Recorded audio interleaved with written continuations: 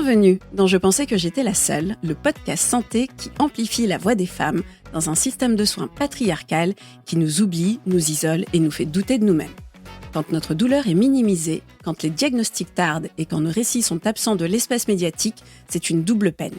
Je suis Maha Ghanem et j'ai créé cet espace pour briser le silence, déconstruire les tabous et faire communauté.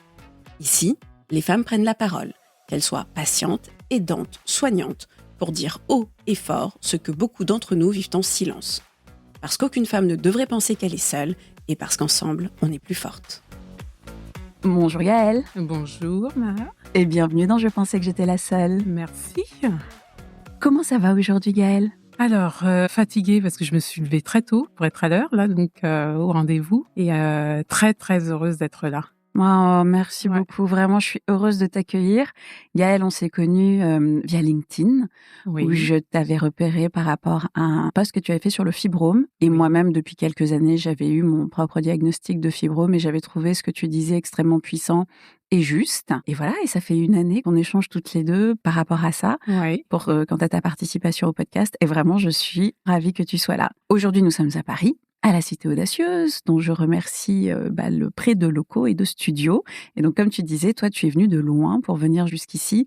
Tu es venu de Normandie. Oui, tout à fait. Oui. Donc, vraiment, merci beaucoup d'être là. Merci à toi. Gaëlle, est-ce que tu veux te présenter dans tes propres mots ? Oui, alors j'ai 51 ans. Je suis franco-togolaise. J'ai repéré une de tes invitées qui est franco-togolaise comme moi. Tout à fait, Docteur Amina, qu'on salue. Tout à fait. Contrairement à elle, je suis née au Togo, donc je suis née à Lomé, j'ai grandi à Lomé, j'ai fait toute ma scolarité là-bas et je suis arrivée après le bac en France, tout simplement. Magnifique, voilà. Magnifique. Et donc, comme je disais, je t'avais contacté via LinkedIn puisque tu parlais de fibrome, un diagnostic que tu avais eu depuis à peu près le même temps que moi. Enfin, si tu veux nous dire un petit peu ton parcours par rapport à ça. J'ai un parcours de plus de 15 ans, là, puisque j'ai été diagnostiquée en 2010. Mais le diagnostic, en fait, a été brutal. Aucune explication. Au départ, tu suis un peu comme un petit soldat les indications. Et puis, il y a un moment, en fait, il y a pas de sens, quoi. Donc, de ce qu'on me fait faire, de ce qu'on me fait prendre comme médicament, comme traitement. On va vous opérer. Mais comment ça va m'opérer ? Donc, j'ai pris peur et j'ai refusé l'opération. Pendant 2 ans, j'ai cherché d'autres solutions. Si on peut revenir un petit peu en arrière, comment est-ce que déjà tu as commencé ce parcours diagnostique pour ce fibrome utérin ? Alors, je me retrouve au bureau à Paris avec mes règles et en fait, je suis assise à mon bureau et j'ai la sensation que je me vide. Et c'est tellement puissant que je suis au bord de la syncope en train de me dire mais qu'est-ce qui se passe ? Donc je vais aux toilettes, je fais des allers-retours, je vais voir ma responsable en disant non mais en fait là je peux pas, je suis pas en état. Je vais rapidement consulter ma généraliste qui m'envoie vers un gynécologue faire une échographie et tout de suite on me dit donc j'ai 35 ans et tout de suite on me dit mais si vous aviez 50 ans ce serait simple, on vous enlève l'utérus.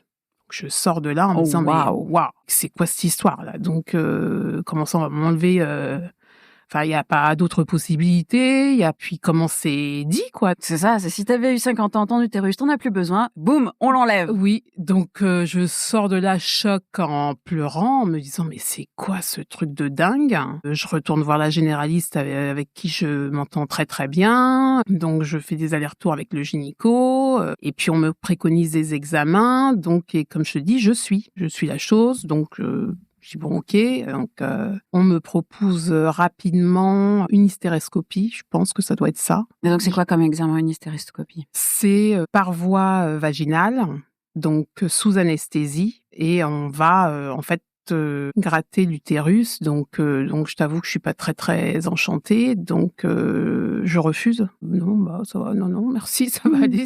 Là comme ça, je le sens pas du tout, donc je cherche un peu sur internet, j'en parle à quelques quelques femmes autour de moi, mais pas beaucoup de monde parce que c'est pas évident. On parle de sang, on parle d'hémorragie. Je suis pas très très à l'aise avec. On parle d'utérus. On parle d'utérus. Je suis pas super à l'aise avec le sujet. Je sais pas trop exactement ce que c'est. Enfin, qu'est-ce qui m'arrive, pourquoi. Il y a pas d'explication en fait. C'est ça. Donc, les consultations, c'est 10-15 minutes. Madame, ping, on vous propose ça. Donc, il n'y a pas de discussion, il n'y a pas d'écoute. J'en parle à une de mes connaissances qui me dit « Ah, mais tu devrais peut-être voir un éthiopathe. » Alors, qu'est-ce que c'est que ce truc-là éthiopathe, ostéo, bon, je dis « Bon, pourquoi pas ?» Je consulte quelqu'un qui me dit « Ah, mais les fibromes, c'est un problème de circulation du sang. Il faut remettre la circulation en route. » Et donc, je vous propose des massages pelviens. Donc, je suis un peu, bon, mais je me dis, en fait, je suis ouverte à toute autre alternative. Que de te faire gratter l'utérus sous anesthésie générale. Oui, qu'une chirurgie, que quelque chose, voilà. Donc, je dis, je tente. Et je préviens mon gynécologue que je vais tenter autre chose.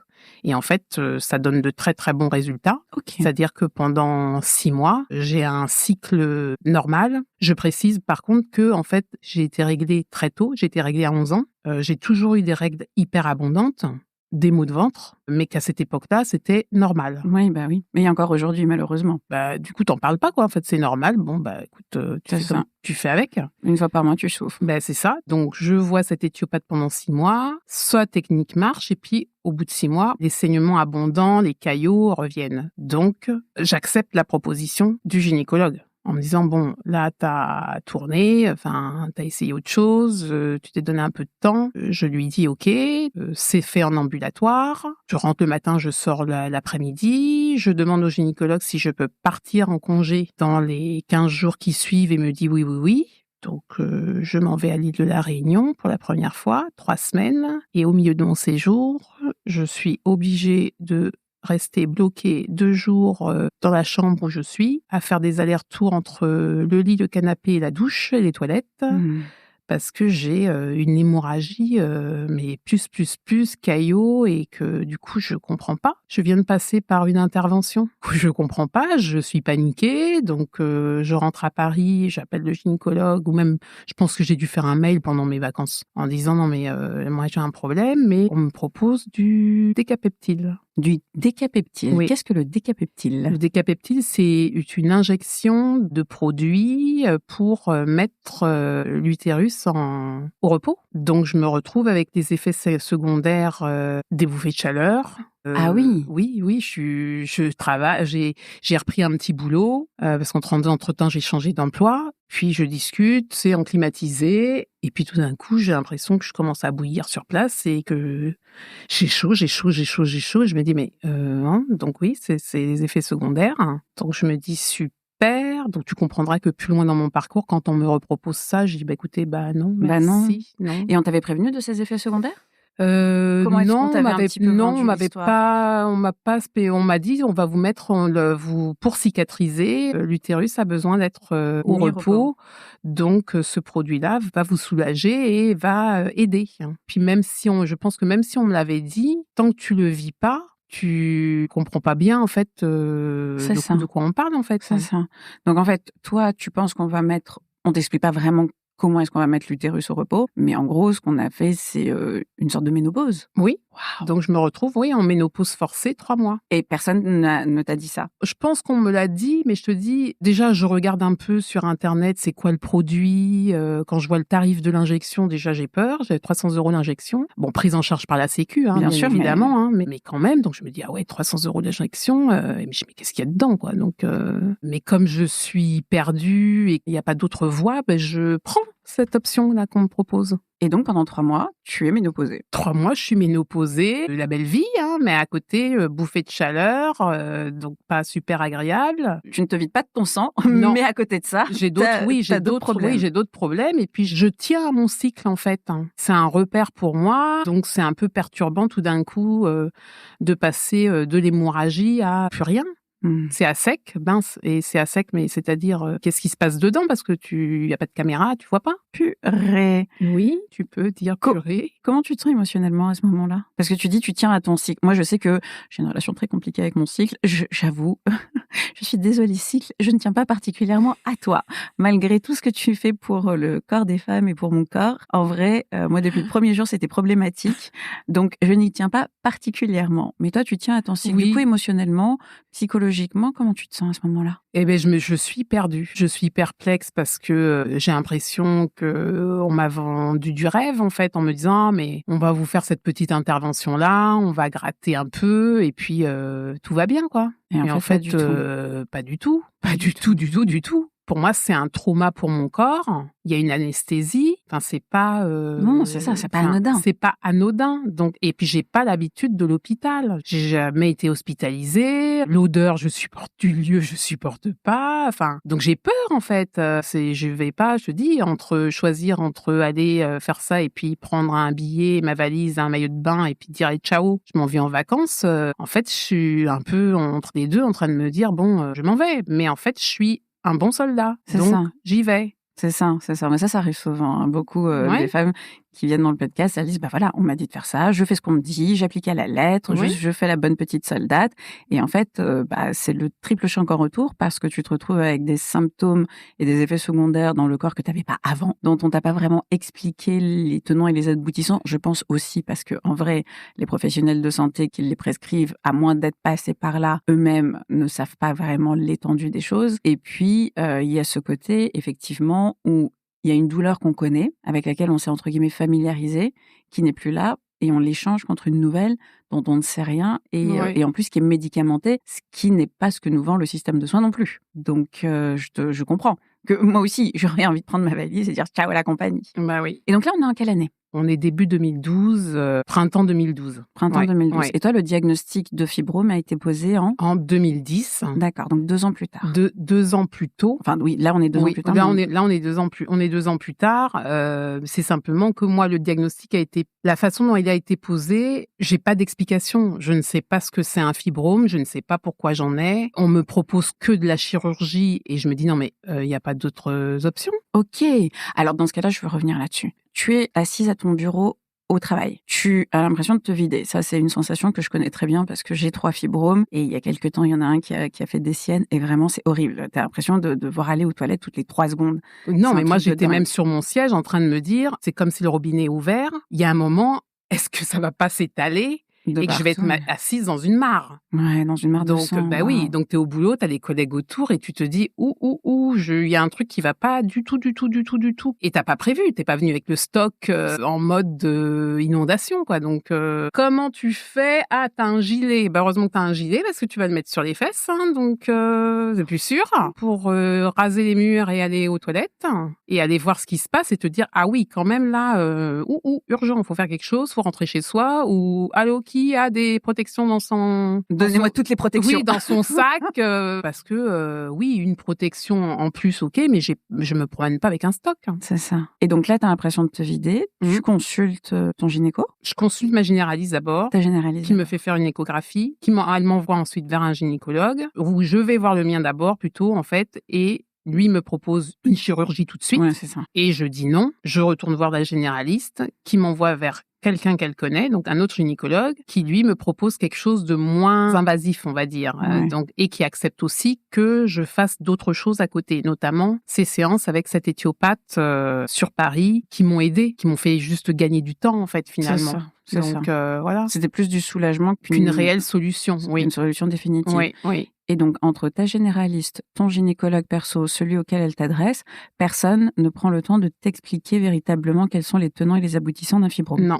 Mais c'est comme ça tout. Dans les 2 ans de parcours, là, dans les 2 premières années, j'ai dû rencontrer entre 7 et 8 gynécologues. Parce que comme j'ai pas de réponse, je change. Mais c'est ça. Je cherche. Donc, je vais voir d'autres gens. Mais je me rends compte que les médecins connaissent pas. Oui, je suis perplexe. On t'explique rien. La consultation est bâclée. Moi, je pisse le sang comme un goré. C'est-à-dire, je sors plus de chez moi. Carrément. Non, je sors plus de chez moi. C'est comme tu sais pas comment ça va se déclencher. J'ai envie d'être dehors à ce moment-là. Et je me rends compte de la puissance du mental et du corps. J'ai mes règles le samedi. quand je rentre du boulot et que je finis ma semaine et que je peux dire à mon corps, on peut se relâcher. On peut se relâcher, là on est cool, on est à la maison, la douche est à côté, les toilettes aussi, tout va bien. Et le reste du temps, par contre, tu gardes ça sous contrôle. Ah oui, c'est sous contrôle, c'est-à-dire que je me rends compte que pendant 2 ans, j'ai mes règles que le samedi. Le démarrage, c'est le samedi. Et du coup, ça fait quoi? Samedi, dimanche et lundi? Non, ça fait samedi, dimanche en mode robinet ouvert. Et puis, 3e jour, ça se calme.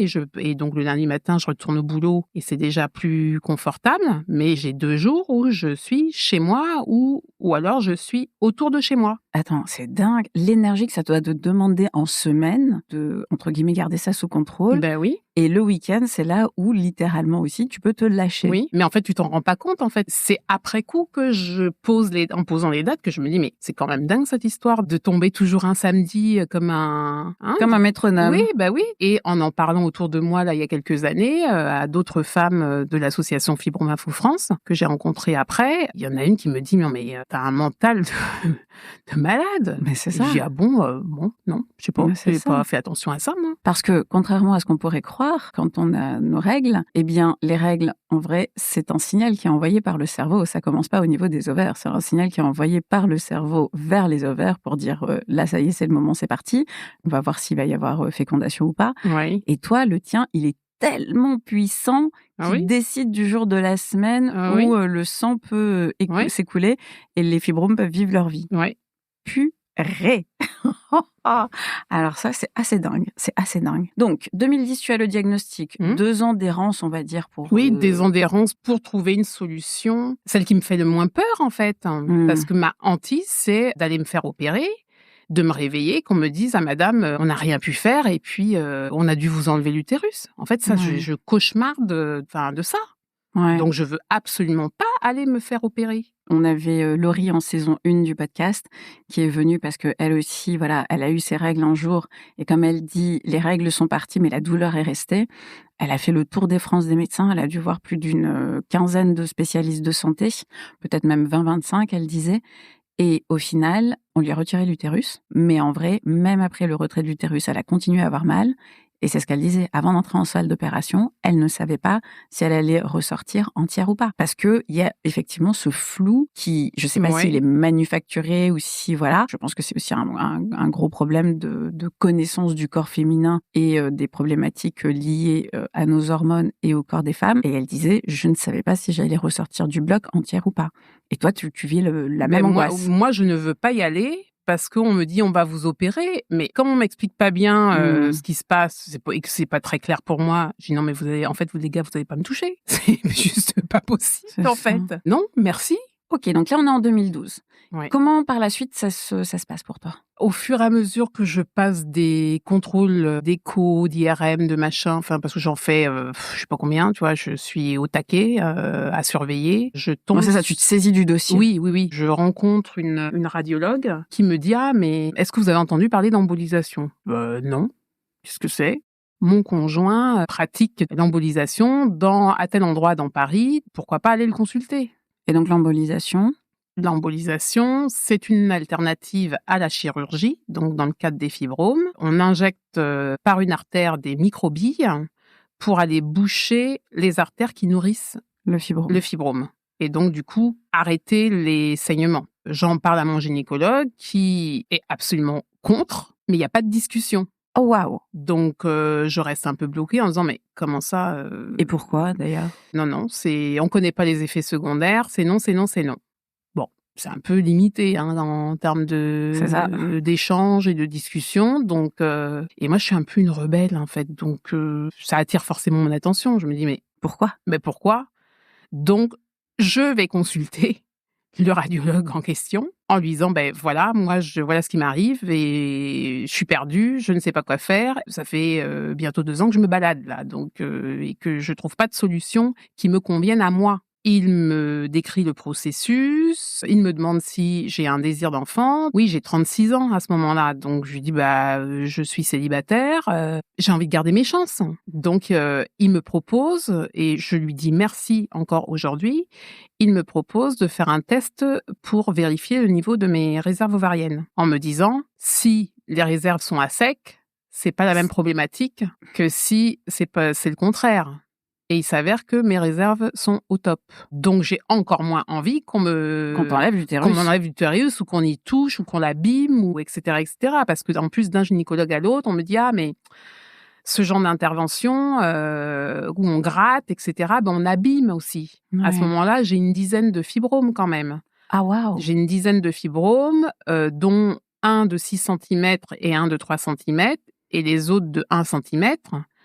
Mais j'en ai quand même un de 6. Dans les gens que j'ai rencontrés, j'ai quand même eu des remarques du genre vous auriez dû vous en rendre compte que quelque chose n'allait pas. Ah bon? Mais nous, on nous dit que c'est normal de souffrir, on nous dit qu'on nous parle pas de l'abondance des règles, et c'est quand même à nous de nous rendre compte toute seule. Oui. D'accord. Oui. Donc, je suis un peu bouche bée en disant, mais en plus, un homme. Oui, bah oui. Donc, je dis, mais bon, ok, d'accord. Donc, en plus, c'est culpabilisant. Ouais. C'est hyper culpabilisant, je trouve. Donc, ouais, je suis un peu bouche bée. Quand je suis bouche bée, j'ai pas le sens de la répartie. C'est-à-dire que j'encaisse le truc, je rentre chez moi en mode, je me refais le film 1 fois, 2 fois, 3 fois, je me repasse le discours. Et puis, j'essaie de comprendre qu'est-ce que j'ai loupé, à quel endroit, où j'ai pas fait attention à moi, où j'ai pas été assez consultée, ou je sais pas, moi, qu'est-ce que j'ai fait de mal. C'est ça, qu'est-ce que tu as fait de mal? Oui. Non, mais vraiment, cette culpabilité, pour le coup, je la connais. Moi, je l'ai eu par rapport à ma pathologie pulmonaire, où pendant très longtemps, je m'en suis voulu de ne pas avoir remarqué qu'il y avait quelque chose qui allait pas. Et en même temps, les symptômes sont tellement subtils, on a tellement internalisé également que d'être une femme, c'est fatigant, c'est stressant, c'est normal d'avoir mal, c'est normal de ceci, c'est normal de cela, que bah oui, effectivement, en fait, au bout d'un moment, tu es aussi déconnecté de ton corps, et quand il y a un truc qui ne va pas, tu peux pas le ressentir. Comme tu dis, si tu as grandi avec... moi, j'ai eu des règles abondantes dès le début. C'est ça. Donc, pour moi, il n'y a rien d'anormal. C'est comme ça.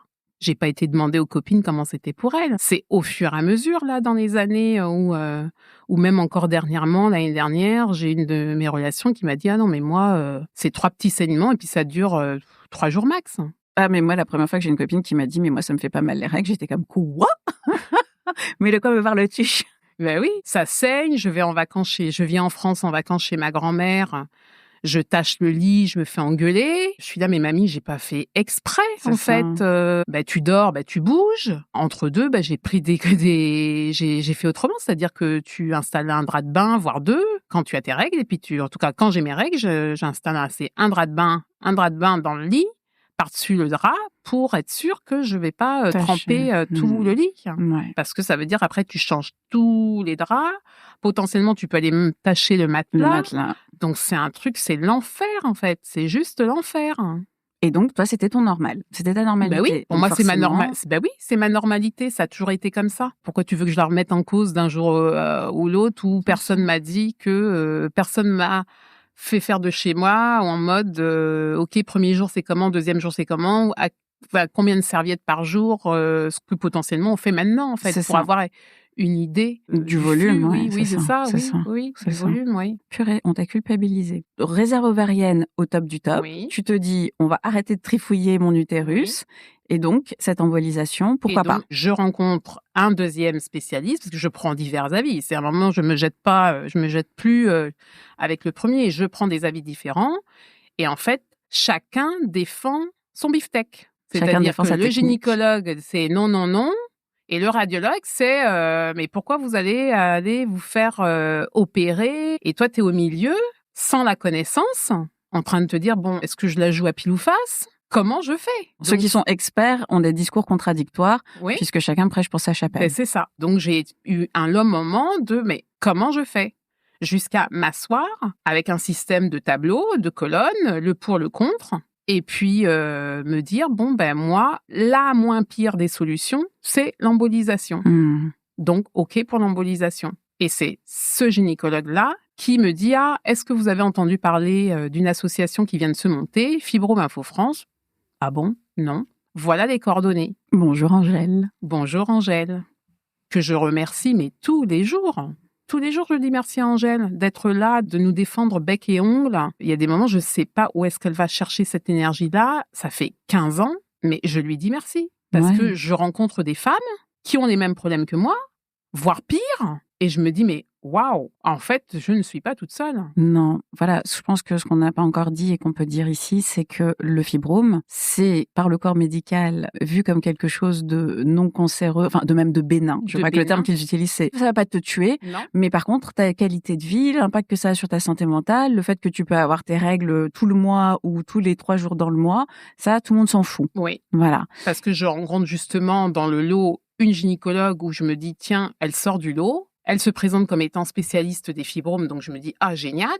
Elle me préconise un examen. Il y a 2 mois d'attente pour le résultat d'examen. Et moi, ça fait déjà 1 an et demi que je suis dans ce parcours-là. Donc, j'envoie un mail en disant, est-ce qu'il y a une possibilité d'intervenir ? On est juste avant l'été. Est-ce que vous avez moyen d'appuyer ma demande pour que j'ai un examen avant ? Parce qu'en fait, je vois le truc que je vais passer l'été encore lâché et abandonné.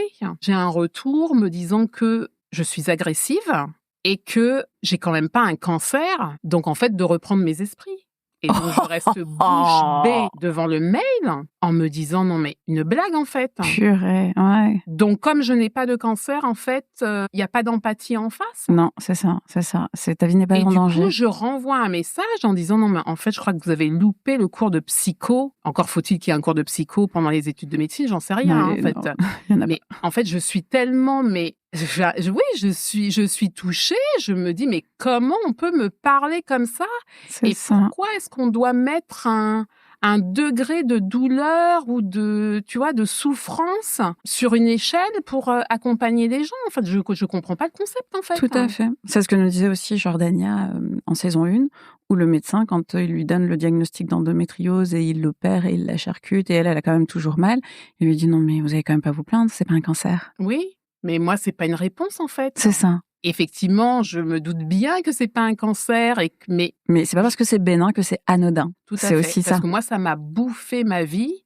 Ces 2 années-là, j'ai arrêté de vivre et c'était comme si j'étais en suspens. C'est-à-dire que tu fais pas de projet, t'es là en attente. Et tu cherches des solutions autres que d'aller te faire charcuter l'utérus dans une clinique ou un hôpital parisien. C'est ça. Et comment est-ce que l'impact que ça a sur ta qualité de vie, ça, tout le monde s'en fout. Oui. Et donc, voilà. Donc, pour dire que le fibrome, c'est estimé comme étant bénin et également parce que ça atteint entre 80 et 90% de la population féminine. Oui. Donc, en gros, c'est un petit peu comme les douleurs avec les règles. Il y a aussi cette attitude du corps médical qui est, ça fait partie de la vie de femme, finalement, ça fait partie de notre vie hormonale, mais personne se pose trop la question de comment ça se fait, d'où ça vient et pourquoi est-ce que de plus en plus, parce que moi c'est aussi ça que je remarque, c'est alors oui, on en parle plus facilement et encore, mais surtout, il y a de plus en plus de personnes, puisque tu disais tu avais 1 an et demi d'attente pour cette gynéco, ça veut dire quelque chose aussi, c'est qu'il y a un besoin auprès des femmes et il y a un manque de réponse de la part du système de soins aussi. Oui. On en est en 2012. Donc, tu vois, ce radiologue qui te dit « on va faire l'embolisation ». Comment ça se passe ? Je dis oui, je me renseigne bien. Il y a Angèle qui est là. Sur le site internet de l'association, je trouve plus d'informations en 2 clics qu'en 1 an et demi de parcours. Ouais, vraiment, Angèle et l'association Fibrome France, oui. Bravo et merci. Oui. Donc, je suis juste là, waouh, enfin, j'ai des explications, enfin, il y a des pistes, etc., de réflexion. Je suis aussi tombée sur une gynécologue, entre-temps, qui, la première, m'a fait faire un test sanguin pour vérifier mon niveau de fer. Oui. Ce que personne n'avait fait. Oui. Depuis 1 an et demi que j'étais dans le parcours, personne n'avait vérifié ça. Et en fait, mon niveau de fer, il est... dans les chaussettes. Dans les chaussettes. Mais il est encore actuellement dans les chaussettes. Idem. Idem. Donc, voilà. Donc, c'est un truc récurrent. Finalement à vérifier tout le temps. Et cette femme-là aussi, elle me fait faire un régime de 2 mois sans sucre, sans gluten. Elle me fait commander des oméga 3 et manger des graines de lin. Et donc, je suis un peu en mode, mais qu'est-ce que c'est que ce truc ? Et que je suis sans gluten, sans lactose. Et je prends des oméga 3 et des oméga 6, voilà. Voilà. Donc, bon... Mais elle me fait faire ça 2 mois. Donc déjà, je suis un peu frustrée parce que c'est juste avant l'été. Et donc, je suis là, mais non, mais là, ça va être la saison des glaces. C'est dur, quoi. C'est dur. Mais on me fait faire ça sur un laps de temps. À aucun moment, on me dit que j'ai plutôt intérêt à faire ça tout le temps. Donc, j'ai mon embolisation. À la suite de ça, Entre deux, on m'a annoncé gentiment que je n'aurais, vu la tête de mon utérus, je n'aurais jamais d'enfant. Encore une fois, merci pour la sympathie, pour la façon de dire les choses en consulte, pour clôturer une consultation. En fait, pourquoi vous décidez pour moi et pourquoi vous me l'annoncez comme ça sans prendre de gants? Parce que tu sors de consulte en mode ok, chaud patate, quoi. Donc, je suis célibataire, je ne vais jamais avoir d'enfant. Alors que ta réserve ovarienne est excellente. Alors que ma réserve ovarienne est excellente, que toutes mes copines sont en train de se marier et de faire des enfants, mais en fait, comme je suis mal, je ne veux approcher personne. Moi, les souhaiter bonne arrivée au bébé, j'ai pas envie, quoi. Je suis juste en mode de moi, je peux pas et je ne vais certainement pas pouvoir. Donc, tout ce bonheur qui m'éclate à la figure, c'est compliqué. Ouais. Mais je peux pas le partager. Je sais pas comment le partager. J'ai personne autour de moi qui me dit qu'il y a aucune copine proche qui me dit, moi aussi j'ai des problèmes de fibrome ou on n'a pas ce genre de discussion-là. C'est ça. Et les professionnels de santé, ils sont pas là pour faire ami avec toi. Non. Et donc, le degré d'empathie, et je dis ça parce que moi aussi, je suis passée par là il y a quelques semaines, où je suis allée faire un examen justement pour mes fibromes. J'en ai un maintenant qui fait 5 cm. Et la dame, elle me dit, mais vous avez un projet bébé? Je dis, non. Elle me dit, parce que quand même, votre réserve ovarienne, elle est basse. Hein, donc, en mode, il va falloir t'y mettre. Et t'es comme, non, mais une fois de plus, hein, tu m'as posé 3 fois la question. Oui. 3 fois, je t'ai dit, je n'ai pas de projet bébé. Oui. Laisse-moi tranquille. Yes. Qu'est-ce que ça peut te faire? Ouais. Et 3 fois, elle me dit, votre réserve ovarienne est basse. Je suis quand même, premièrement, je le sais. Et en plus, je lui ai dit, je le sais. Donc ça, t'as pas besoin de me le dire. Et elle me dit 3 fois projet bébé, 3 fois la réserve ovarienne est basse, avec un peu comme si c'était une machine. J'entends parce que j'ai aussi eu ce genre de discours-là. J'avais pas de projet bébé à ce moment-là, pas de conjoint, et que j'avais juste envie de dire à la gynéco, mais en fait, donc du coup, conclusion, je fais quoi? Je prends un panneau et je sors dehors et je dis urgent, cherche donneur. C'est ça? Ou tu te jettes un pont et puis parce que tu ne sers plus à rien. Non. Voilà. Purée. Ok, donc, on te dit, tu fais l'embolisation, on te dit ton utérus, il a une sale gueule, tu ne tomberas jamais enceinte. Waouh, déjà, qu'est-ce que tu en sais? Et suite à ça, comment ça se passe? Je passe 2 nuits de mémoire à l'hôpital et je rentre chez moi. Le principe de l'embolisation, c'est que tu as accès à une pompe à morphine bloquée. S'il ne s'agit pas de se shooter, de chanter, talala. Mais quand tu as des douleurs, tu as accès à cette pompe à morphine. Donc du coup, je trouve que c'est... Moi, en tout cas, j'ai pas eu de douleur importante après. Je sais qu'il y a des femmes qui en ont. Et je rentre chez moi et j'ai une petite semaine où je suis constipée. Faut remettre un peu, l'alimentation en route. Mais au bout d'une semaine, ça va. Et les mois suivants, au niveau du cycle, je respire. Enfin. Ah. Oui. Pour la première fois de ta vie depuis que tu as tes règles. Oui, je respire en me disant, mais ouf. C'est pas l'hémorragie totale, en mode, voyons voir, alors aujourd'hui, on est à l'approche, voyons voir pour le stock de serviettes hygiéniques, est-ce que c'est bon? Je retrouve une vie. Je pense que je suis tellement contente de retrouver ma vie que j'oublie tous les conseils qu'on m'a donnés, puisqu'on m'a pas, les conseils alimentaires, on m'a pas expliqué que c'était dans mon intérêt de les suivre, comme je te disais.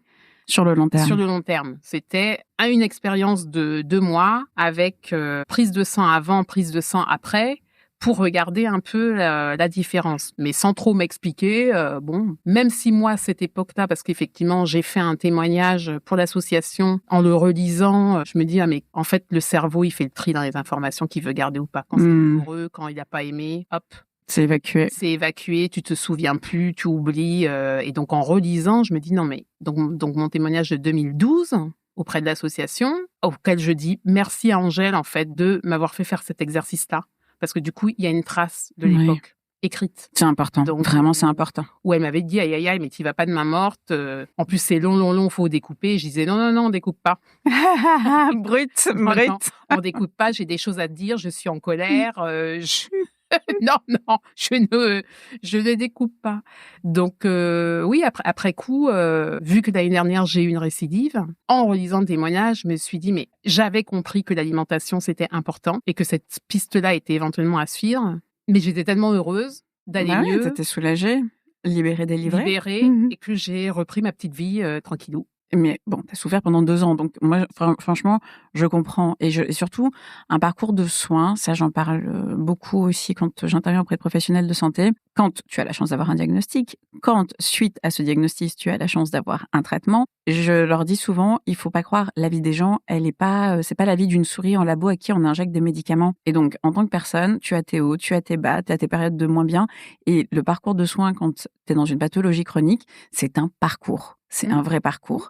Et il y a des moments où tu vas être au top sur ton alimentation, sur ton sport, sur ton yoga, sur tes instants de repos, de détente. Et puis, il y a d'autres moments, pas du tout. Tu vas lâcher parce que, comme toi, par exemple, pendant 2 ans, c'était la croix et la bannière. Là, tu vas mieux, t'es libéré. T'as pas envie de suivre des restrictions qui vont te ramener psychologiquement et émotionnellement au temps où ça allait pas. Je n'ai pas envie. Et je n'ai plus envie d'entendre parler de fibrome utérin. C'est ça. Donc, je dis adieu Angèle, parce que le sujet me sort par les yeux. C'est ça. Et tu passes à autre chose. Ça fait 2 ans que j'en bouffe matin, midi et soir. J'ai plus envie d'en entendre parler. Je suis saturée. C'est ça. Donc, je reste en lien plus ou moins. Je déménage entre 2 à l'île de la Réunion. Ah, voilà. T'avais pas pu avoir tes vacances, mais là. Ouais, donc c'est 1 an après. En fait, en allant à l'île de la Réunion, je me dis, waouh, ça, c'est un endroit pour moi. Mes parents comprennent pas bien, mais comment ça, tu vas déménager à l'île de la Réunion? J'ai dit, écoutez, vous vivez à Lomé, Paris-Lomé, 6000 km, Paris, Saint-Denis de la Réunion. Ouais. 9-10 000. De toute façon, on boit pas le café ensemble le dimanche. Qu'est-ce que ça change? Rien du tout. Et j'avais envie d'un changement de vie. Je m'en vais. Je prends mes bagages et je m'en vais. Pareil, ça, je comprends. Moi, quand j'ai commencé à aller mieux, j'avoue, j'ai plaqué Bruxelles et je suis rentrée en France pendant quelques années parce que t'as besoin de ce truc de le lieu où tu as été malade et tu as souffert, des fois, tu as besoin de le mettre derrière toi aussi pour aller de l'avant. Mais je pense qu'il y a quelque chose, il y a d'une nouvelle vie, de nouveaux projets. Entre-temps, j'ai aussi compris que même les jolis projets génèrent du stress. Bien sûr. Et que ça nourrit ces maladies chroniques-là. J'ai appris ça l'année dernière, donc j'étais un peu en mode bon. Le stress nous tue. Oui, mais que même parce que un déménagement à 10 000 km, lâcher un appartement, partir avec 2 valises, c'est quand même une aventure. Je suis toute seule. J'ai fait 3 rencontres à l'île de la Réunion pendant mes vacances, 1 an avant. Et en fait, je connais ces 3 personnes-là et je dis, j'arrive. Personnellement, moi, je trouve ça super beau et j'adore. Voilà. Oui, moi aussi. Mais en fait, je me rends pas compte à l'époque que c'est quand même malgré tout quand même un peu angoissant. C'est une angoisse. Ah, mais déménager.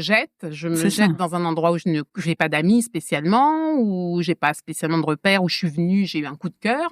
Me disant, allez, hop, on y va. Je suis célibataire, je n'ai pas d'enfant, je n'ai pas de chat. Il y a rien qui me retient. J'ai des collègues de l'époque qui me font peur en me disant mais comment tu vas faire et si ça marche pas mais t'es pas mariée donc t'as ton conjoint qui peut pas t'aider. Donc ça m'arrête un peu et puis quelques jours et puis je dis en fait non, au contraire, je suis toute seule. C'est ça, si je plante que moi en fait. J'engage personne d'autre que moi. Ah mais donc, ça je comprends tout à fait. Donc allons-y. Le déménagement, la maladie chronique, le décès d'un proche, ça fait partie des événements les plus stressants dans une vie. Même si c'est un déménagement qu'on a envie de faire, ça fait partie des choses les plus stressantes. J'avais pas compris ça en fait. En fait, j'ai réalisé ça dans une consultation avec une super naturo l'an dernier. D'accord. Et donc l'année dernière, tu disais... Alors, il y a plusieurs années où ça y est, t'as eu ton embolie, tu pars à La Réunion, tout va bien, tu profites. Je profite. À un moment, je rencontre quelqu'un, donc il y a mon désir d'enfant qui est quand même là, avec ce truc de je vais prouver à la gynécologue que non, je vais quand même faire tout pour tomber enceinte. C'est ça. Que ton utérus, il peut le faire. Ouais, qu'il peut, que je suis une warrior et que je peux. Donc, parce que t'as quand même, je me rends compte que t'as quand même ce truc-là dans la société de poids. Quand t'es pas capable d'enfanter, qui es-tu en tant que femme en fait? Donc, il y a cette question-là. Donc, j'ai envie de prouver à cette gynécologue qu'elle s'est trompée. Je vais consulter, j'explique par où je suis passée. Je me retrouve à l'hôpital à Saint-Pierre à l'île de la Réunion, dans un service spécialisé, et on me dit PMA. Donc, j'en parle à mon conjoint qui me dit OK, et puis je me lance. Dans le parcours, et on me dit ah, mais en fait vous avez encore des fibromes, et pour se lancer dans ce projet-là, il faut passer par une intervention chirurgicale pour enlever les fibromes qui sont mal placés pour vous donner les chances d'eux. d'implantation de... Ouais. Et donc, j'hésite un peu. Je reprends mon parcours d'alternative, c'est-à-dire que je rencontre une femme qui utilise des plantes et puis qui fait des préparations à base de plantes. Donc, je prends ça quelques mois. Puis en fait, c'est des plantes. C'est pas miraculeux. C'est ça prend du temps. Il faut du temps. Ouais. Et moi, je suis pressée par le temps. Je vois l'horloge qui tourne, les 40 ans qui approchent. Et je suis là en mode, non, on va accélérer le truc. Donc, j'accepte la chirurgie. Et donc, le matin de l'intervention, je suis en larmes et à 2 doigts de prendre mon sac et de dire finalement, en fait, j'ai changé d'avis. Je tombe sur une infirmière qui me dit, non mais respirez, si vous êtes dans cet état-là, c'est pas possible. Je vais appeler quelqu'un pour venir discuter avec vous. Donc, l'anesthésiste vient, on discute. Sympa. Oui, on discute. Et du coup, je dis, OK, si c'était à refaire, je reprends vraiment mon sac et je m'en vais. Ah oui? Oui, j'ai cette intervention. On m'a dit que 15 jours après, je reprends le boulot. Donc, j'ai prévenu mon employeur. Et en fait, j'ai 1 mois d'arrêt. Je suis couchée. Je rentre chez moi avec des agrafes, avec la cicatrice d'une césarienne. Waouh. Je peux à peine marcher. Je ne peux pas me faire à manger. Je suis fatiguée. Je suis déprimée. Je pleure. Et je me dis, mais pourquoi j'ai fait ça? Et ça, on t'avait prévenu que potentiellement ça allait se passer comme ça? Non. On t'a plutôt dit c'est un petit truc anodin, ça va t'aider. Non, peut-être pas anodin, mais on m'a dit ça va aller et 15 jours d'arrêt et puis vous reprenez le boulot. Ouais, non. Je suis 1 mois arrêtée.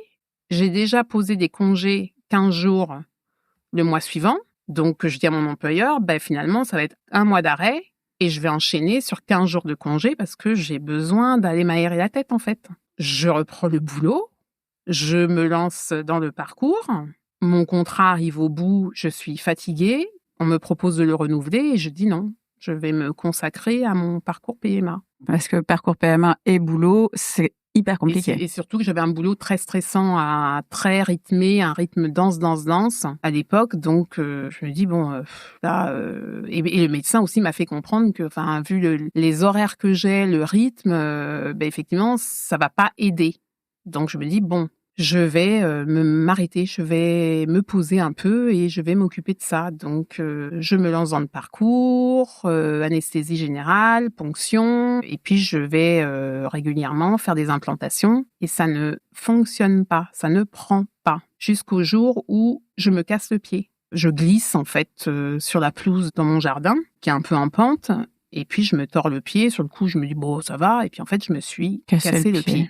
On vient de me faire une implantation. Je n'arrive pas à le dire au médecin qui me reçoit en urgence et puis qui m'envoie à l'hôpital en me disant « Nous, on ne peut pas faire de radio, on pense que vous avez le pied cassé, donc il faut aller faire une radio à l'hôpital aux urgences. » Et puis, l'hôpital me rappelle en me disant « la dernière implantation n'a pas fonctionné, il reste un embryon, revenez. » Et je dis « Non, je peux plus. Je suis épuisée, je me sens toute seule. La salle d'attente, tout le monde se regarde les pieds en mode on est gêné d'être là. » J'ai rencontré la psychologue en disant, mais je comprends pas pourquoi il n'y a pas d'accompagnement, pourquoi il n'y a pas de groupe de parole, pourquoi, il n'y a pas de budget. Et du coup, moi, je dis, moi, je suis arrivée au bout de ma vie. Et la fracture, c'est 45 jours dans mon canapé, en mode obligé de m'arrêter. Le corps, quand il veut que tu t'arrêtes, il trouve le moyen. Oui. Quelques mois après, parce que je sortais quasiment pas de chez moi à cette époque-là, je pouvais pas. En faisant des courses, j'ai une femme qui me parle du dictionnaire des maladies de Jacques Martel. Je connais pas, donc je cherche et je vais voir c'est quoi la symbolique. Donc c'est un dictionnaire qui donne quelle est la symbolique derrière chaque maladie, chaque pathologie. Ou chaque pathologie ou la fracture. Et donc, et par curiosité, je vais voir. Le pied droit, vous allez dans le sens contraire de vos désirs. Donc, je m'assois en me disant effectivement, ma vie à l'époque me convient pas. J'ai quitté Paris pour la Réunion en mode you. Et puis finalement, c'est pas la vie que je veux, c'est pas, il y a quelque chose qui fonctionne pas, qui me convient pas. Donc je reste avec ce truc-là pendant 1 an. J'annonce à mon conjoint que c'est fini, mais on reste sous le même toit parce que je travaille pas, j'ai pas les moyens de déménager.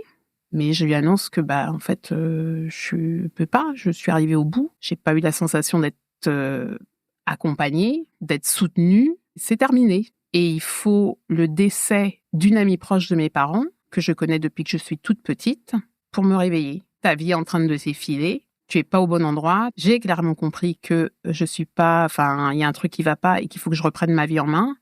Et donc, je me lève et je dis, voyons voir qu'est-ce que je fais. Je rentre. Je rentre en France. Je rentre dans l'Hexagone. Donc là, on est en quelle année ? On est en 2018. Ah oui, donc tu es resté un moment quand même à La Réunion. Oui, parce que je suis arrivée en février 2013. J'ai eu l'opération là, pour les fibromes de nouveau en 2016. Je me suis cassé le pied en 2017. Juillet 2018, je me dis, go, on rentre. Tu reprends ta vie en main, parce que là, tu es en train de tourner et le temps se rattrape pas. C'est bien la commodité la plus importante de la vie, c'est le temps. Tout à fait. Donc, je fais mes bagages, je prends mes chats. Là, cette fois-ci, t'en as ? Oui, j'ai des chats, j'ai récupéré des chats. Mes relations ne comprennent pas pourquoi je pars avec mes chats. Et dans le lot, j'en ai qui n'abandonneraient pour rien au monde de leurs chiens. Donc, je comprends pas pourquoi, moi, on me dit d'abandonner mes chats et de ne pas m'encombrer. Mais moi, je décide que mes chats ont été parmi les êtres vivants qui m'ont le plus soutenue pendant cette période-là. Donc, tu prends tes chats et tu te casses. Donc, je prends mes chats et je me casse. Et j'atterris à Marseille. Oh ! Où j'ai repéré une annonce de job qui me plaît beaucoup. Et comme on me répond pas, je dis attends. Ah mais j'adore ton énergie. J'ai pris l'avion et mes chats et je viens. Et oui, et j'arrive pour ça et je vais voir l'employeur en disant bonjour, je suis là, je vous ai écrit, je suis venue à vous. Génial. J'ai traversé un océan. Oui. Waouh. Je ne connais personne à Marseille, ce n'est pas grave. J'adore. Par relation, j'ai trouvé un hébergement de loin que je n'ai même pas visité, que j'ai vu en photo, et j'ai dit OK, et je m'installe. Et finalement, j'ai pas le job. Je fais d'autres choix. Ma vie prend d'autres chemins. C'est pour ça que je te disais ce matin, ma vie, c'est une aventure. Ah, mais nos vies de femmes ne sont pas de longs fleuves tranquilles. C'est une série télé. Ouais, c'est une série télé. Donc je me lance dans une formation en massage qui m'apporte beaucoup de choses, qui me bouscule, etc. Et puis, il y a un moment, je dis Marseille, je peux plus. Toute ma famille est en Normandie. Je me sens toute seule dans le sud. Je suis pas toute seule, mais ma relation de couple m'apporte pas ce que je cherche ou j'attends. Et je dis à cet homme-là, écoute, ça fonctionne pas. On n'a pas les mêmes envies, les mêmes projets. On va en rester là. On va en rester là. Tu reprends ta liberté, je reprends la mienne. Et puis voilà. Donc j'atterris en Normandie. Pareil, j'essaie de m'implanter. C'est pas forcément de faire mon trou. C'est pas forcément évident parce que à part ma famille, je connais personne. 2022, je décide d'aller au Togo en mode un peu retour aux sources parce que j'ai grandi au Togo, certes, mais je venais en vacances en France, enfant. Donc, je connais pas plus le Togo que ça. Et je décide d'aller découvrir mon pays natal. Donc, je pars.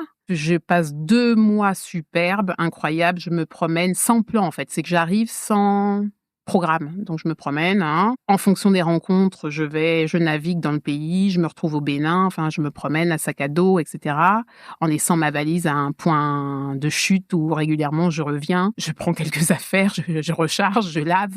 Et tu repars. Et je repars. Et le jour de mon départ, je croise une relation rencontrée via les réseaux sociaux, via Instagram, qui me dit « Ah, mince, finalement, on n'a pas pu se voir dans le laps de temps que tu t'as... j'étais quand même là 2 mois, pardon, mais c'est pas grave, le temps n'existe pas, n'est-ce pas ?» Et elle me dit « Ah, mais as-tu déjà été consulter une médium ?» Je lui dis « Écoute, oui, mais bon, c'est pas non plus quelque chose que je fais, c'est pas une habitude. » Et elle me dit « Ah, mais j'en ai une super. J'ai mon avion qui est le soir, j'ai un tas de choses à faire dans la journée. » Et je dis « Bon, allez, go. » Je prends l'adresse, j'appelle, je prends rendez-vous et j'y vais. Et je tombe sur une femme incroyable. Je sais pas à quoi m'attendre. Elle me dit « Mais ça serait bien d'aller faire un contrôle gynécologique et un contrôle cardiaque. » Donc, je regarde, mais qu'est-ce que vous racontez ? J'ai pas de règles hémorragiques. Mes règles sont de nouveau un peu abondantes, mais pas quelque chose que je gère. C'est pas comme avant. Non, j'ai pas fait de contrôle parce que je suis saturée du système médical et que j'ai plus envie qu'on me touche et qu'on me fasse des examens. Donc, je regarde mon corps et puis je me dis, il se passe, j'approche les 50 ans, j'ai un peu pris du ventre, rien de flagrant. Je rentre en France en me disant, et je sais pas quoi faire de cette information-là. Ouais. J'ai pas de gynécologue. Mon médecin traitant n'est pas tout prêt. Et puis, c'est pas quelqu'un... Les médecins, j'ai pas envie, en fait. Je n'ai pas envie. Oui, t'as quand même eu un parcours extrêmement traumatisant. Donc, donc pendant 1 an, l'info est là, mais je fais rien. Je croise quelqu'un d'autre 1 an après. Je suis fatiguée. J'ai une relation qui me dit, je connais quelqu'un qui fait des soins énergétiques puissants. Je vais te mettre en contact. C'est un homme. Et il me dit, faudrait quand même aller faire un contrôle au niveau gynécologique. Donc là, ça fait deux personnes à 12 mois d'intervalle avec la même info. C'est ça, donc 2022 et 2023. Ouais. Donc là, branle-bas de combat. 15 jours après, j'active tout mon réseau, toutes mes connaissances, tous mes contacts gynéco. Et puis en fait, finalement, je me dis, je préfère une femme. Oui. Et je préfère une sage-femme. Donc je me fais recommander une sage-femme, je vais la voir. Et elle me dit, aïe, aïe, aïe, aïe, aïe, aïe, aïe, vous avez un utérus qui est énorme, faut faire un contrôle. Donc je fais un contrôle. On me dit, mais on voit rien à l'échographie, faut faire une IRM. Je fais une IRM, pendant laquelle on vient me voir en me disant, oui, est-ce que vous acceptez qu'on vous injecte du produit parce qu'on voit pas bien, là. Et le truc tombe, avis chirurgical à demander. Donc je sors de là en me disant, waouh, j'appelle Angèle. En disant, Angèle, au secours! J'avais disparu parce que je voulais passer à autre chose, mais mon corps refuse, lui, de passer à autre chose. Ouais. Et j'appelle Angèle en disant, Rouen, je connais personne, on est à 1h30 de Paris, est-ce que tu peux me donner des contacts, qu'est-ce que je fais, où je vais, etc. Et elle me donne une série de contacts, et dans le lot, je choisis. Et je commence la tournée, parce que je veux plusieurs avis. Je ne veux pas de chirurgie. Et la première gynécologue qui est super que je rencontre me dit, ça va être difficile. C'est ou pilule, ou grosse chirurgie. Et je lui dis, non, ni l'une ni l'autre. Donc, je vais tester autre chose. Donc, je rencontre une naturo, je change d'alimentation, j'introduis des oméga 3, j'enlève au maximum le gluten, j'enlève quasiment tout le sucre que je peux, même si je suis plus salée que sucrée. Mais je me rends compte que finalement, en fait, il y a du sucre dans partout. tout. Donc, je perds 12 kilos. Entre avril, mai et août, je perds 12 kilos. Il y a des soirs où à 23h, je suis là, j'ai faim. Parce que, en fait, je regarde tout ce qu'il y a dans ma cuisine en mode suspect. Bien sûr. Regardons les étiquettes. Je comprends. C'est juste horrible. Et ça bouleverse ma façon de manger, en fait. Donc je suis à court d'idées alors que j'adore cuisiner. Et... Ah non, mais commencer à manger sans gluten, sans lactose, c'est compliqué au départ. Hein. Bah oui. Moi, ça fait plus de 10 ans maintenant, mais au début, c'est extrêmement compliqué. Oui. Et parallèlement, j'ai un membre de ma famille qui a un diagnostic de cancer en stade 4. Et j'estime que mon souci à moi est moins grave. Et je me mets au service, je pousse. Pour aider ce membre de ta famille qui a ce cancer. Oui, qui passe beaucoup de temps à l'hôpital, dans un état grave. Donc, je me dis, c'est ça ma priorité. Je fais à manger, parce que l'hôpital, la nourriture est pas franchement exquise. Donc, ça donne pas envie, alors que pour moi, ça fait partie du process pour se remettre d'aplomb. Tout à fait. Et qu'on me dit, si la personne ne mange pas, elle sort pas. Et l'une des plus grosses problématiques du cancer, c'est souvent ça, c'est que les personnes qui ne peuvent pas s'alimenter correctement, en fait, la dégradation ensuite arrive assez rapidement. Oui. Donc je me mets à faire à manger midi et soir, mais ça me demande une énergie de dingue. Je suis fatiguée, je prends d'autres avis de médecins, je tombe sur un gynéco qui me dit « Mais pourquoi vous demandez autant d'avis ?» Non, mais excuse-moi. C'est mon corps. C'est mon corps, c'est ma vie. Mais t'es qui, toi, en fait? Je connais mieux la maladie que toi, je la vis dans mon corps. C'est ça. Et puis, on me propose d'attendre, on me propose de pilules, on me propose Rieco. C'est quoi Rieco? Rieco, c'est un truc hormonal, machin, pour... voilà, c'est un nouveau produit. J'ai pas été trop regardée. Tout ce que je comprends, c'est que c'est chimique et que moi, je suis à saturation de chimique. Je peux plus. Je peux plus. Donc, je suis avec ce truc-là, en train de naviguer, en train de me dire, qu'est-ce que je vais faire? Et je vais aussi voir des médecins parce que je pense que j'ai besoin... je sais qu'au bout, la décision va être certainement compliqué et j'ai besoin de cheminer tranquillement. J'ai besoin de prendre le maximum d'infos pour arriver à prendre une décision. Une décision libre et éclairée, et une décision qui t'appartient, et surtout une décision avec laquelle tu vas pouvoir vivre et que tu vas pouvoir assumer dans ton corps, une fois de plus, parce que c'est de ton corps dont il s'agit, jusqu'au bout de ta vie. Tout à fait. Donc, je suis dans tous mes états, je cherche un accompagnement avec un psychologue, je n'en trouve pas. Il n'y a personne de dispo. Je travaille pas, donc j'ai quand même aussi, je regarde aussi mes moyens financiers. Je peux pas aller me faire une consulte à 100 € ou plus sur mes propres données. À un moment, je suis Donc, mais je trouve 2 personnes qui m'accompagnent, avec qui je fais des séances de temps en temps, à courte, et puis qui me donnent des outils en fait. Donc l'écriture, danser, méditer, donc marcher dans la nature, me mettre au soleil, et je mets tout ça en pratique. Donc plus ou moins, enfin, j'ai un gros problème avec la discipline, mais du coup, j'apprends la discipline. J'apprends à faire, même si c'est tout petit, c'est ça, à faire un peu tous les jours. Donc, ou au maximum de à faire du mieux que je peux. C'est ça. Des micro-habitudes deviennent des grandes habitudes. Tout à fait. Je rencontre un chirurgien au mois de juillet l'année dernière qui me demande si j'ai encore un désir d'enfant, à qui je dis non mais monsieur, 50 ans, célibataire. J'adore comme c'est toujours une question qu'on te pose. Oui, non, concrètement, enfin j'ai envie de dire si vous êtes candidat et encore non, en fait non, je crois que non. Merci, parce que j'ai jamais eu envie d'avoir un enfant toute seule. Mon modèle, c'est mon modèle parental. Mes parents sont toujours ensemble, ils s'entendent plutôt bien. Enfin donc c'est ça que j'ai comme modèle. Donc et je veux pas moins que ça. Donc même si on m'a dit entre deux que je mettais un peu la barre haut, donc non. Non, en fait, t'as le droit de vouloir ce que tu veux. Oui, c'est ça. Donc, ce médecin-là me demande donc quels sont mes désirs, me fait la liste de toutes les alternatives à la chirurgie, et je lui dis mais en fait j'ai déjà essayé tout ce que vous me proposez. Ça fait 15 ans que je suis dessus, et je lui dis mais vous, c'est quoi votre avis de professionnel quand vous voyez mon dossier? Il me dit une ablation. Et du coup là j'ai juste envie de lui dire en fait non. Est-ce que vous pouvez vous taire, rembobiner? Et en fait, vous avez jamais prononcé cette phrase-là, parce que du coup, c'est même si je m'y attendais, personne ne l'a verbalisé en fait jusqu'à présent.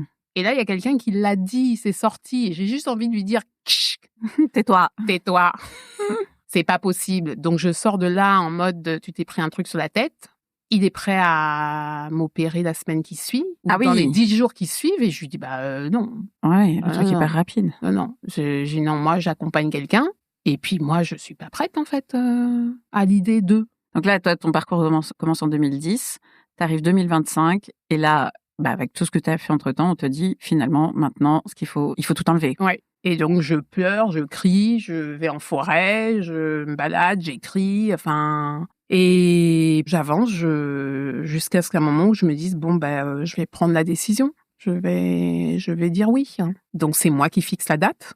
Parce que j'ai une amie qui m'invite à ses 60 ans entre-temps et qui veut absolument que je sois là et que c'est important aussi pour moi et que j'ai besoin de vivre aussi. Donc, limite, j'appelle la secrétaire en disant, voilà, là je suis prise, il reste un créneau là. Voilà, choisissez parmi ce jour-là pour la chirurgie. Ça se fait pas exactement la date que je veux, mais ça se fait à une semaine près de ce que je souhaite. Je me fais opérer à Paris. Ce médecin-là, je précise que je l'ai rencontré dans toutes les réunions autour du fibrome utérin auxquelles j'ai participé, liées à l'association, etc. Oui, donc lui, c'est un allié quelque part. Oui, et quelqu'un a dit devant moi que c'était un très, très, très, très bon chirurgien. Mais moi, je veux the best of, évidemment. Bien sûr. Parce que avec tout ce que tu as vécu. Je veux le meilleur. Parce que je vais déjà le voir en disant, par contre, vous ne m'ouvrez pas. On est bien d'accord. Vous vous démerdez, vous reprenez les études, en fait, vous faites votre vie, mais en fait, moi, je veux pas qu'on m'ouvre. C'est ça, parce que t'avais eu. Parce que la cicatrice de 2016, pendant longtemps, j'ai pas voulu la voir, ni la regarder, ni la toucher. Ça m'a marqué, ça. J'ai mis beaucoup de temps avant de tomber sur un kiné qui m'a dit, mais la cicatrice, vous la massiez. C'est ça. Et au départ, je pouvais pas la toucher, je voulais pas la voir. Donc j'ai ce trauma-là et j'en veux plus. Donc le médecin me dit oui, c'est ok. On n'ouvre pas, 3 trous, le nombril et puis de chaque côté, tout va bien. Donc je rentre en clinique, on m'a annoncé que ça va être une nuit d'hospitalisation et je ressors le lendemain. Et en fait, pas du tout. 1h30 à batailler. Au bout d'1h30, il n'arrive pas parce que j'ai plein d'adhérences. Oh là là. Que c'est Beyrouth dans mon ventre. Et du coup, il réincise sur la même incision. Du coup, quand je me réveille, je suis dans les vapes et on me dit ça va. En fait, on a dû vous faire une laparotomie. Donc, je suis dans les yeux moitié ouverts et je dis non, mais c'est... Et je me dis en fait, si on est arrivé là, c'est que le gars, il n'a pas pu faire autrement. C'est pas possible. Donc, l'anesthésiste vient me voir le lendemain avec une tête et je comprends que c'était chaud patate. Mais très, très, très, très chaud. C'est-à-dire qu'on m'annonce que le chirurgien vient aussi me voir en me disant, mais on a dû vous couper un bout d'intestin, faire appel à une autre chirurgienne. Et il me dit, mais comment vous avez fait pour vivre comme ça? Je dis, mais de quoi vous parlez? Ton corps, tu le pousses au maximum. Bien sûr. On m'a toujours demandé si j'avais des problèmes de constipation. J'ai toujours clamé que non. Je peux te dire que Que si. Je vois bien la différence. C'est ça. Mais c'est ça. Si on connaît pas autre chose. Si on connaît pas autre chose, on sait pas. On n'a pas de point de comparaison. Donc, moi, je vois la différence tous les jours. Donc, j'ai passé 5 nuits hospitalisée au lieu d'une. J'ai perdu entre 5 et 7 kilos, je me rappelle plus, parce que j'ai eu une occlusion après. Donc, une occlusion intestinale. Oui, il y avait rien qui... Je buvais de l'eau et en fait, c'est resté en surface. Donc, je me suis retrouvée intubée pour vider. Purée. Et en me disant, mais c'est quoi ce truc de cinglé? Et puis, 1 mois et demi couché, épuisée. Mais parce que je suis arrivée épuisée à l'opération. Mon conseil, c'est quand on va se faire opérer, on est en super forme, on rentre de vacances, on a bien mangé, on a profité du soleil, on s'est fait du bien. Et après, on se fait opérer.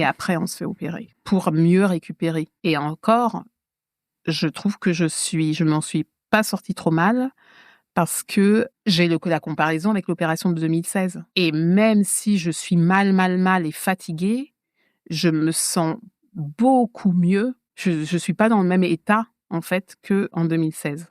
Je le sens dans mon corps. C'est différent. Ouais, et puis là ils se sont investis. Là ils ont 3 heures d'intervention. Ouais, au lieu d'1h30. Au lieu d'1h30.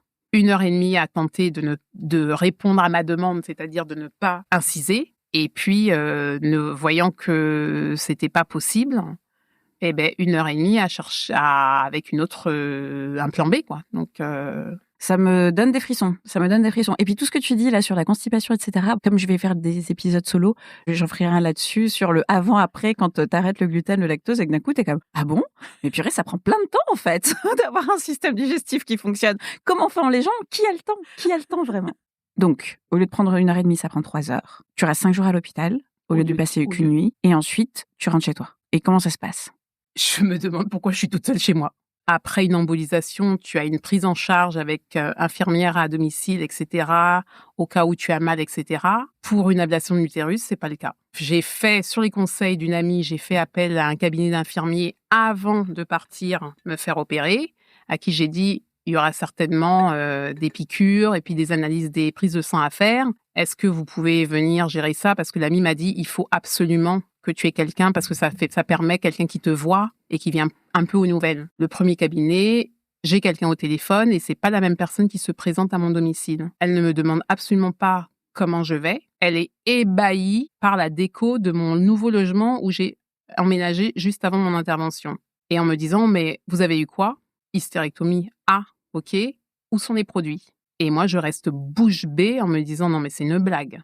Elle me fait l'injection en me disant je repasse demain et le lendemain matin j'appelle une amie en disant écoute, même pas une amie, une adhérente de Fibrome Info France avec qui j'ai sympathisé qui a eu une hystérectomie quelques mois avant. J'appelle un peu en mode au secours quoi, en disant mais voilà ce qui m'arrive et je pleure et cette femme-là me dit mais tu as le droit de changer et je dis mais comment je fais ça? On est dimanche.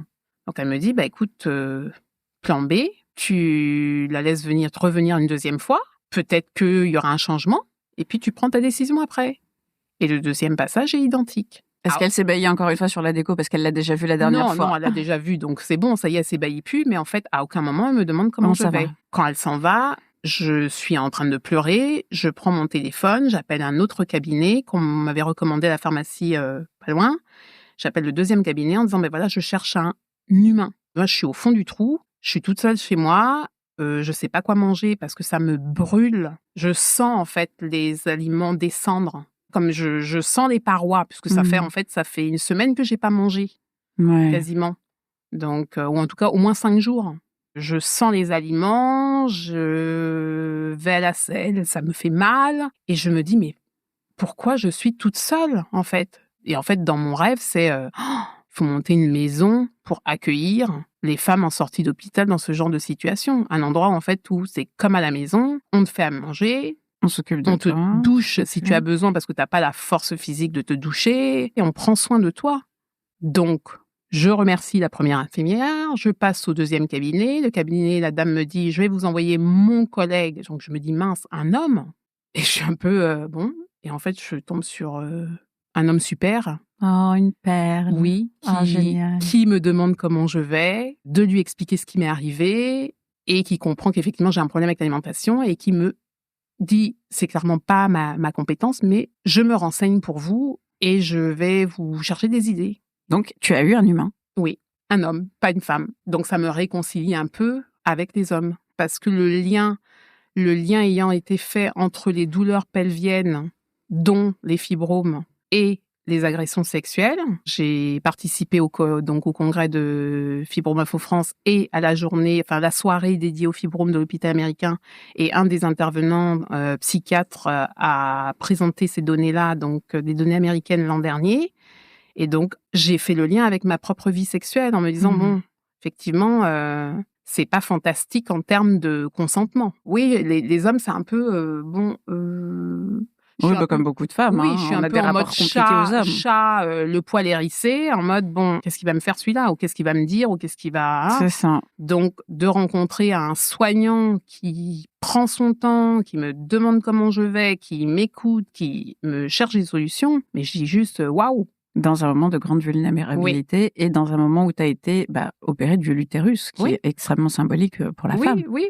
Dont toutes les femmes n'ont pas conscience, parce que j'en ai rencontré où ça n'a pas l'air d'être compliqué à prendre comme décision, alors que moi, ça a été compliqué de prendre cette décision-là. Et c'est OK. Et là, je vais mieux. La preuve, tu es là aujourd'hui. Je suis là aujourd'hui, je suis vivante, je me rends compte que mon opération a été vraiment très, très complexe, que j'aurais pu y passer. C'est ça. Parce que j'ai un gynécologue qui a refusé de m'opérer, parce qu'en me disant j'ai pas les compétences et je vois déjà le topo que ça va être plus compliqué que... Et on le remercie. C'est bien de pouvoir dire ce n'est pas ma compétence, c'est au-delà de ce que je peux faire. Franchement, je le remercie. Très, très sincèrement, c'est un médecin de Rouen et je lui dis je le remercie tous les jours, comme je dis merci tous les jours à ce médecin parisien qui, lui, a eu la compétence, n'a pas pu répondre à ma demande exactement, mais a fait son maximum et je suis toujours en vie. Parce que donc ça, c'était en octobre 2025. Aujourd'hui, on enregistre ici à Paris en juin 2026. Oui. Donc c'est encore tout frais. Vraiment, merci beaucoup. Merci énormément Gaëlle d'être venue. Merci d'avoir partagé cette expérience du début à la fin, ce parcours intense, fait de beaucoup de bas aussi et de haut, mais de haut. Moi, j'ai envie de dire que tu es allé chercher aussi avec la rage au ventre, de dire après tes 2 premières années, je me casse à La Réunion. Et puis à La Réunion, de dire non mais finalement je vais aller à Marseille, et puis de Marseille de dire je vais retourner en Normandie. Je trouve ça absolument, alors même si, comme je dis souvent, je n'aime pas utiliser ce terme, inspirant, mais en l'occurrence, quand il s'impose, il s'impose. Ouais. Vraiment, bravo. Et en même temps, j'ai aussi beaucoup de colère parce que je me dis, t'aurais pas dû en passer par tout ça. Je me dis que le système de soins, une fois de plus, beaucoup de colère, mais de la colère a commencé par moi-même, de pas toujours avoir su dire non à ce qu'on m'a proposé parce que tu sais pas, tu n'es pas sachant, tu n'es pas soignant et du coup tu fais confiance. Et donc du coup j'ai appris à doser ma confiance maintenant et j'ai aussi, c'est encore à travailler, beaucoup de colère pour certains soignants que j'ai rencontrés qui ont eu des mots pas forcément super sympathiques. J'ai envie de dire inhumains.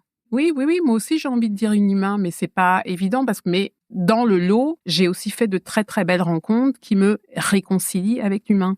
Et je suis en train de travailler sur ça actuellement pour avancer avec la sensation que finalement, en fait, je suis beaucoup plus puissante que ce que je n'imaginais. C'est aussi ça mon mot. C'est aussi ça mon sentiment là, plus de 6 mois après cette intervention, en regardant mon année 2025 et tous les 15 ans de parcours. Mais carrément. Ah mais tu es puissante. Tu es puissante. Vraiment, Mais nous sommes puissantes. Nous sommes puissantes, c'est vrai. C'est vrai. Merci. Bien. Nous arrivons à la fin de cet épisode, malheureusement. Mais je pense on se retrouvera pour d'autres épisodes plus tard. Si jamais tu pouvais compléter la phrase du podcast, je pensais que j'étais la seule. Comment est-ce que tu la compléterais? Je la compléterais en disant que je pensais, les 2 premières années de mon parcours, je pensais que j'étais la seule. J'ai rencontré aucune femme dans la même situation que moi. C'est tabou, le sang. C'est ça, le sang des règles est tabou. Et c'est en rencontrant Angèle et Fibrome Info France que j'ai compris que je n'étais pas seule. Ce truc de le sang des règles est tabou, alors que montrer des cadavres d'enfants à la télé ou de montrer des bombardements, ça c'est OK. Ouais. Donc oui. Donc je dis merci parce que ça, c'est une maladie qui isole. Beaucoup, parce qu'on est gêné dans ces relations de couple. Enfin, on est gêné partout, en fait. Je ne vais pas dire aux copines, mais j'ai une hémorragie. Je peux pas venir. Ouais. À un moment, tu n'as pas envie d'en parler. Tu gardes ça pour toi. Donc, en tout cas, moi, j'ai gardé ça pour moi beaucoup. Donc, et c'est aujourd'hui que j'ai plus envie de le garder pour moi. Et vraiment, une fois de plus, je te remercie d'être venue partager ça dans le podcast. L'autre question que j'ai pour toi, c'est qu'est-ce que tu dirais, voilà, si tu avais un mot pour la version de Gaëlle qui, en 2010, a commencé ce parcours de la combattante avec ce fibrome, ou pour toute femme aujourd'hui qui se retrouve dans cette situation, dont je fais partie. Alors, moi, j'ai pas trop de saignements, mais d'autres choses. Quel serait ce mot? C'est un peu, un résumé, je sais pas, j'ai plein de mots à dire. C'est l'alimentation. L'alimentation, pour moi, c'est vraiment une des clés. Sans gluten, sans lactose, de la vitamine D3, des oméga 3, parce qu'on consomme beaucoup d'oméga 6 avec l'huile d'olive notamment. En mode cuisine méditerranéenne, c'est génial. Donc, ça serait vraiment, plutôt que de se focaliser sur le chimique, de se focaliser sur l'alimentation. Sur le terrain. Ouais. Tout à fait. Et puis, de pas considérer qu'une fois l'opération est faite, que ça va rouler. Parce que ça s'arrête pas. Mais entre ton témoignage, celui de Jordania, celui de Laurie, c'est pas ça. Effectivement, on peut pas dire. Peut pas dire. Qu'est-ce que tu fais pour prendre soin de toi? Plein de choses. Dis-nous tout. Je ralentis au maximum. C'est-à-dire que parfois, je fais un programme pour une journée et en me levant, je me dis, non, j'ai pas l'énergie pour faire tout ça. Donc, je choisis dedans ce qui me fait le plus plaisir ou ce qui est ma priorité. Et puis, je danse beaucoup. C'est-à-dire que je me mets 10 minutes de disco, de Madonna, de zouk, de ce que tu veux. Yes. Et puis, je danse. Et puis, quand ça déborde, je crie. Bien. Je hurle. Et parce que je sens qu'il faut que ça sorte. Donc, j'adore. Quelque part. J'adore. Et la danse, pareil, je recommande. C'est assez magique pour vibrer et puis lâcher. Les mauvaises vibrations hors du corps. Ouais. Qu'est-ce qu'on peut te souhaiter pour la suite, Gaëlle? La paix. Même si je suis arrivée, je considère que je suis en paix avec moi par rapport à quelques mois en arrière. Et puis, le succès dans mes projets professionnels, parce que j'ai pas eu de bébé humain. Mes projets professionnels, ce sont mes bébés. Je comprends aussi exactement ce que tu veux dire. Gaëlle, une fois de plus, vraiment, merci d'avoir fait le déplacement jusqu'à Paris pour venir enregistrer cet épisode, pour venir déposer ce que tu avais besoin de déposer. Ouais. Comment tu te sens à la fin de cet épisode? Bien, même si il y aura encore plein de choses à dire. On fera un autre épisode. Énormément, mais c'est déjà énorme en fait. Et puis je me sens un peu, du haut de mes 51 ans, investie d'une mission, envie aussi de rendre à Fibrome Info France toute l'aide qui m'a été apportée, et puis de la rendre à des femmes que je croise. J'en parle beaucoup plus facilement aujourd'hui, et je me rends compte que la vie met sur mon chemin des femmes qui ont besoin des infos. Tout à fait, vraiment merci. On mettra le lien vers Fibrome Info France. On salue à nouveau Angèle. Oui. Et moi, vraiment de tout cœur, je te remercie à nouveau d'être venue et d'avoir partagé tout ça avec nous. Merci à toi. Merci d'avoir créé ce podcast-là pour nous donner la parole. Avec plaisir. À très bientôt. Merci. Et merci à toi qui nous as écoutés. Merci d'être là. Merci pour ton temps. Si cet épisode t'a touché, qu'il t'a parlé, je t'invite à le faire vivre. Partage-le avec une amie, une femme que tu connais et toute autre personne qui en aurait besoin. Je t'invite également à liker, commenter, t'abonner et à nous retrouver sur les réseaux sociaux @j'étais la seule pour continuer la conversation, soutenir cette communauté et si tu le souhaites, déposer toi aussi ton propre vécu. Parce que chez Je pensais que j'étais la seule, on sait que parler c'est déjà agir et qu'agir c'est commencer à guérir. Prends soin de toi et à très bientôt.